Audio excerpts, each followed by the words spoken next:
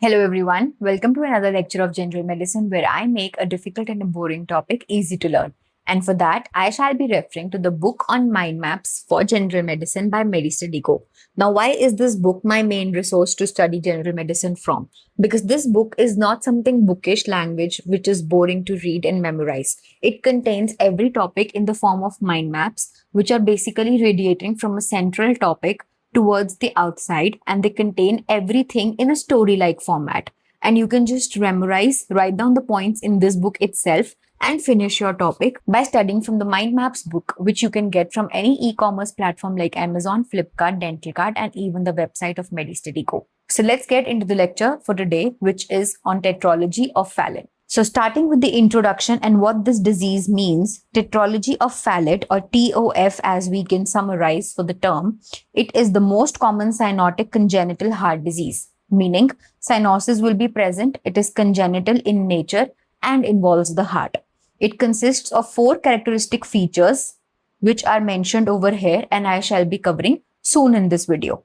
It occurs due to abnormal development of the bulbar septum, which separates ascending aorta from the pulmonary aorta. So Pentology of Fallot can also occur if atrial septal defect is also present. Now what happens is, this is the heart, okay? So if I tell you what these main features are, first and foremost is overwriting aorta.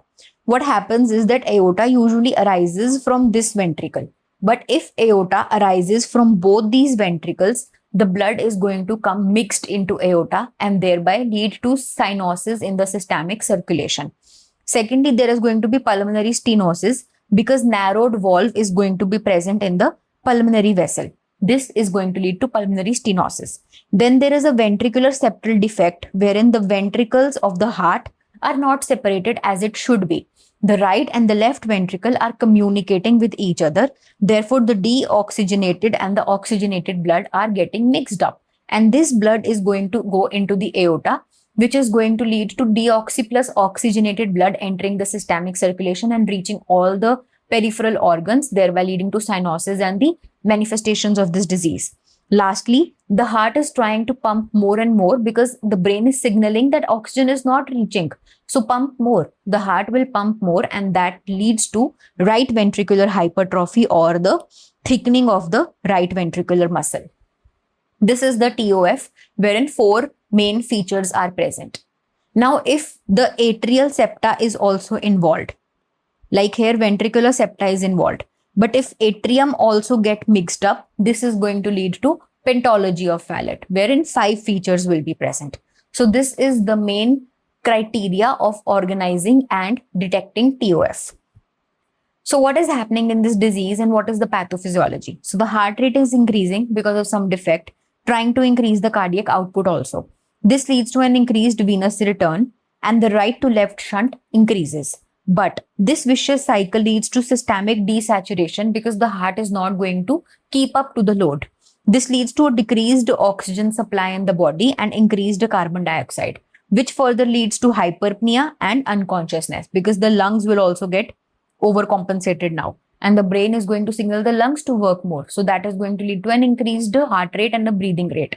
This leads to again increased heart rate and the child is going to cry and have fever. So this is how the vicious cycle of TOF works. It's mostly present in children because such patients usually do not survive to come to adult stage if they are not treated adequately. Because some septum defect is going to be present and the blood is going to be mixed. So it is commonly manifested in children.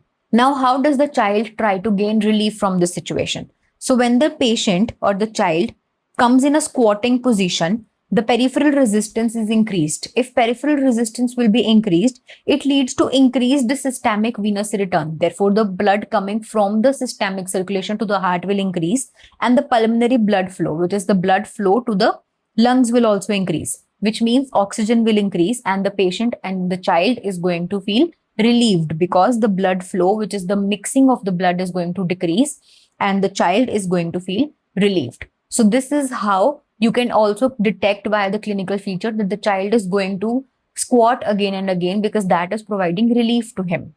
After we know what the disease looks like, what are the clinical signs which are present, which we can detect in the patient, we need to come to a confirmatory diagnosis via some lab tests and investigations. For that, the definitive test includes chest X-ray, wherein a boot-shaped heart is seen because of right ventricular hypertrophy, small pulmonary artery will be seen because of stenosis, and large right ventricle is seen. Echocardiography is diagnostic in nature because it will show all the 4 or 5 defects which are present. After we know the investigations, we need to come to the treatment for the patient and manage it correctly. For that, the definitive treatment involves surgical correction of the defect, which is VSD. In children less than 5 years of age, it is very important to correct so that the adult stage can be managed correctly. Then we can even use a procedure which is called as Blalock-Taussig Shunt, wherein anastomosis is created between the subclavian artery and the pulmonary artery, wherein the mixing of the blood is avoided. Then knee chest position is something which indicates cyanotic spell of the child. Oxygen must be provided in such cases, IV fluids to prevent any dehydration and increase the cardiac output, along with morphine and propranolol to decrease any pain symptoms which will be present for the child. Create a sedative situation where the child can be relieved from all the crying and the inadequate functioning of the body, and also propranolol because that is going to decrease the load on the heart and prevent heart failure from happening. So the treatment mainly involves the surgical part, which is correction of the defect. Once that is corrected, the patient is going to be relieved eventually.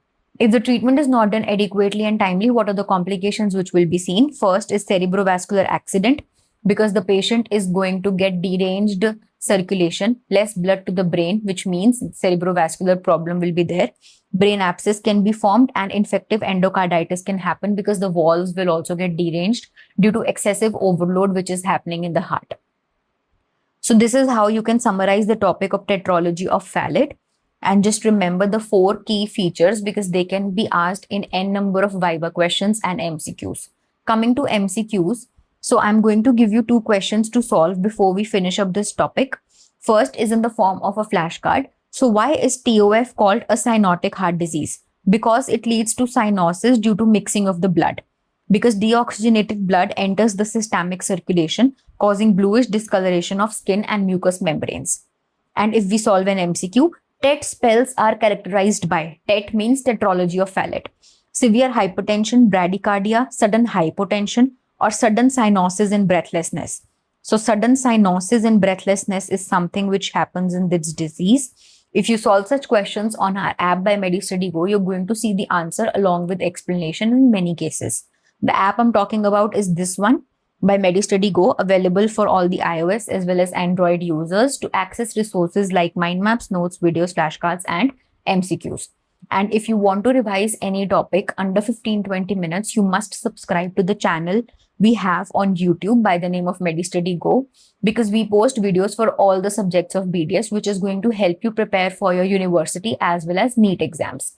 Do like this video and do comment below this video if you have any doubt regarding the procurement of resources by MediStudyGo, and even if you have any doubt regarding the topic. Keep watching us for more such videos, and thank you for watching this one.